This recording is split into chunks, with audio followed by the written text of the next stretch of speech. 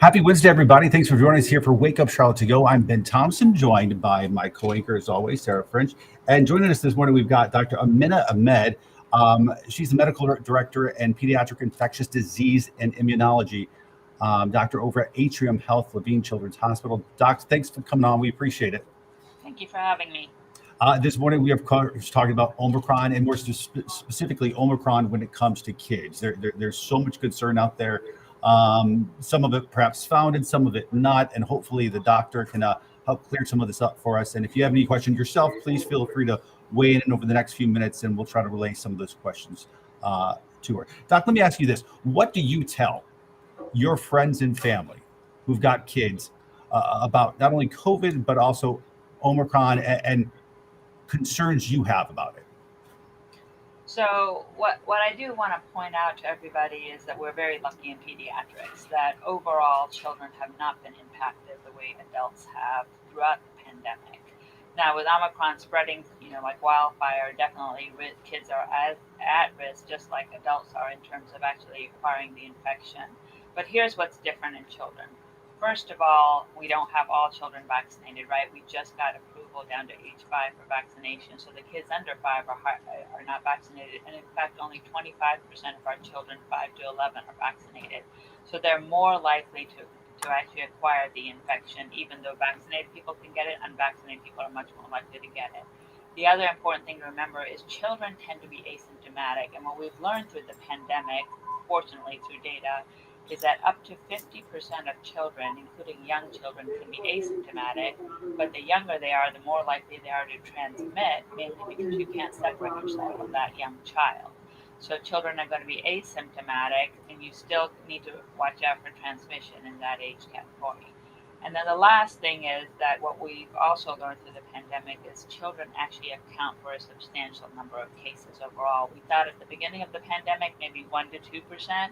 Now we know they're closer to 20% of all cases, especially because that's the group that's unvaccinated.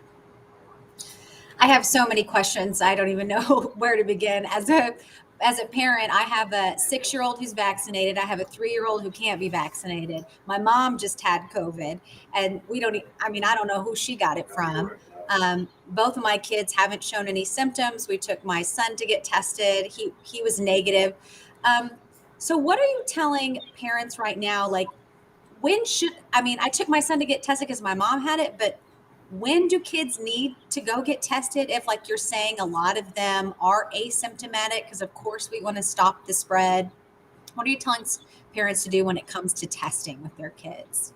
Yeah, so in an ideal world, when we would have access to all the testing that we could have, certainly anyone with symptoms, any child with symptoms should get tested. And remember, influenza is also circulating at this time. It's not just COVID, but you want to make sure you get your child tested if they have symptoms. 1, to sort of be able to diagnose and know whether it's COVID and they need isolation.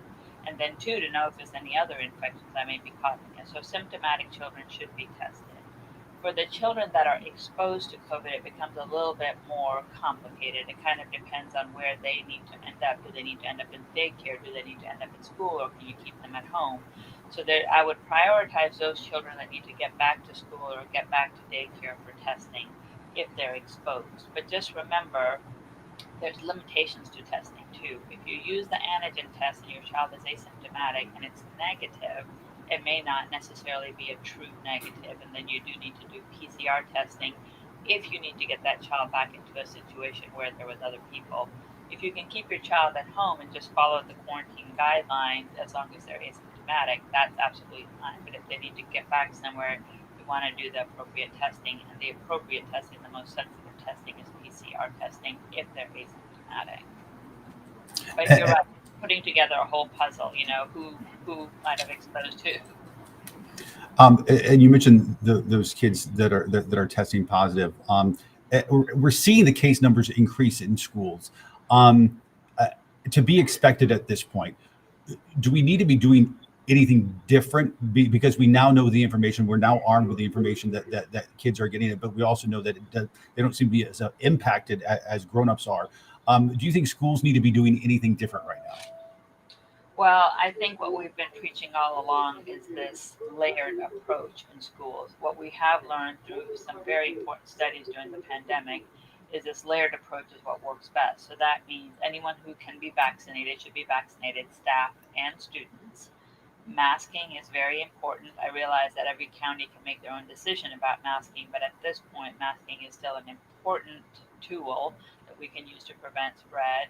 And then also testing as much as we can. So several schools have now adopted this test to stay approach where you can test periodically and keep a child who's exposed but asymptomatic, who's in quarantine, have them remain in school. So I think the most important new thing that we're doing, the newest strategy, is this test to stay strategy, using the testing within the school system to keep kids in school as much as we can. But aside from that, still the basics, vaccinating, masking, distancing as much as possible, and of course, keeping out the children that are symptomatic.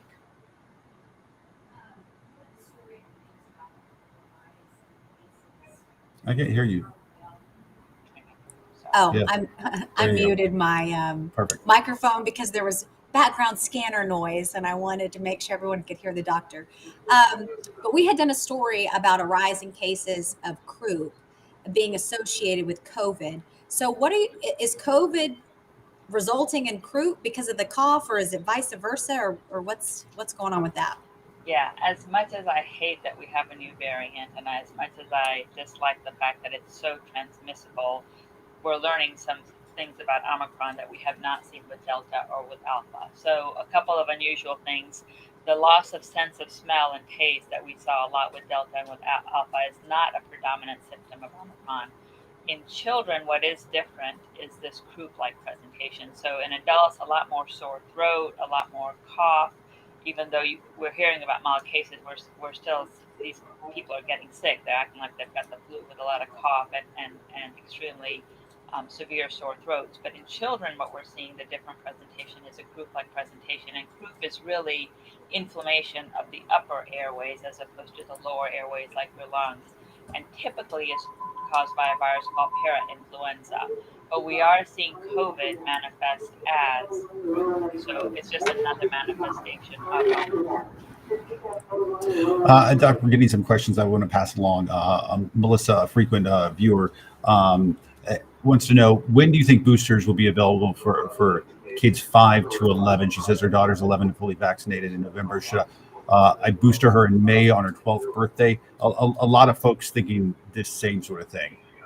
Yeah, so just to point out the differences between boosters and third doses, first of all. So third doses are basically part of your primary series. So you get 1, 2, 3 doses, and that's for people who are immune compromised, who cannot mount an appropriate response to vaccine. So we really need to give them 3 doses to begin with to elevate them with their antibody levels. The third dose is approved down to age 5 at this point, and it's really only Pfizer that's approved just because that's the vaccine that's approved down to that age group. Boosters are for people who've already received their primary vaccine series, are normal, healthy, otherwise normal, but their immune systems, their antibody levels decline over time, and they need a boost to be able to continue to protect themselves from COVID-19. And those are approved at this point down to age 12, and those were just approved last month down to age 12. But they are definitely looking at the data, and it's really the safety data that we're waiting on. As long as we get safety data down to age 5, those will be approved, and I anticipate that will happen in the next few months. I'll ask this question from Liliana. She's basically in the same situation as my mother, tested positive for COVID symptoms January 1st. Her grandson is 3 months old. So when is it safe for her to see her grandson again in person? Yeah, so she's vaccinated. Is that what you said? I believe so, but I don't know if she said is. So I guess, is it different for vaccinated versus unvaccinated? And I guess a follow-up here too is, I've heard some people that have done the 10 days and they are still testing positive. So. Yep. So if you want to protect your loved ones, it is very important, I think, to be vaccinated, because that's one way you're going to be able to, if you're infected, first of all, protect yourself, but be less contagious, not transmit, and be less likely to be infected, frankly, if you're vaccinated. So for this 3-month-old, the first piece of information I would give is, fortunately, most infants have done very, very well, even with COVID, and we do know that from data throughout the pandemic. Having said that, you want to do your best to prevent that 3-month-old from getting ill, and I will say with Omicron, we're seeing more young infants hospitalized than we were in the past. And so what you want to do is you want to be vaccinated. You want to wear a mask around that 3-month-old as much as you can.